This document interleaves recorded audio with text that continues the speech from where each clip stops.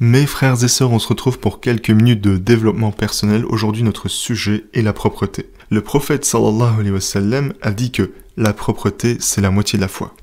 Il faut donc reconnaître, mes chers frères et sœurs, l'importance de la propreté, autant intérieure qu'extérieure, et de maintenir la propreté dans notre vie quotidienne, dans notre lieu de vie et dans notre environnement. Dans notre très belle religion, l'accent est fortement mis sur la propreté, à la fois physique et spirituelle. Et oui, quand on regarde les premiers versets, le premier verset est Ikra, le premier verset coranique est Ikra, lis, et le deuxième verset a été révélé de la façon suivante. Donc là, c'est la sourate 74, versets 1 à 5. « Ô toi qui es revêtu d'un manteau, lève-toi et avertis. Glorifie ton Seigneur, indescriptible et incomparable. Purifie tes vêtements et fuis l'abomination. » Donc là, on voit que Allah Ta'ala met énormément d'importance à la propreté.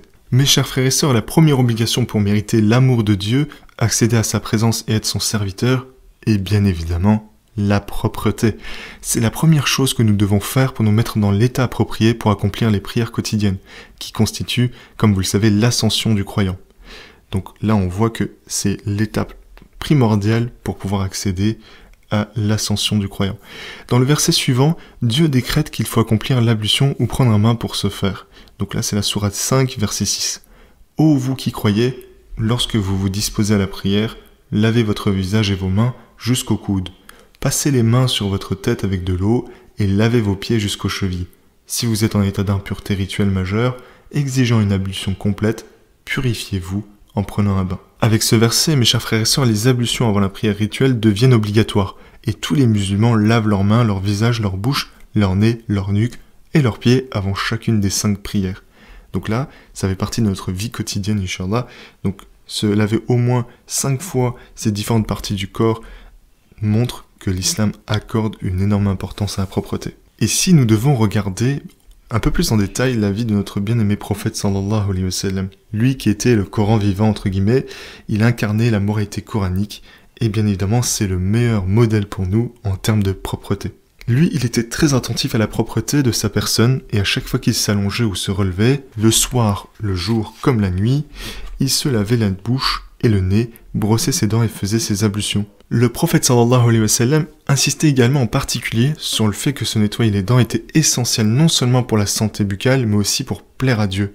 Et oui, il est fortement conseillé de se laver régulièrement les dents, ce n'est pas pour rien que le prophète sallallahu alayhi wa sallam nous le conseille.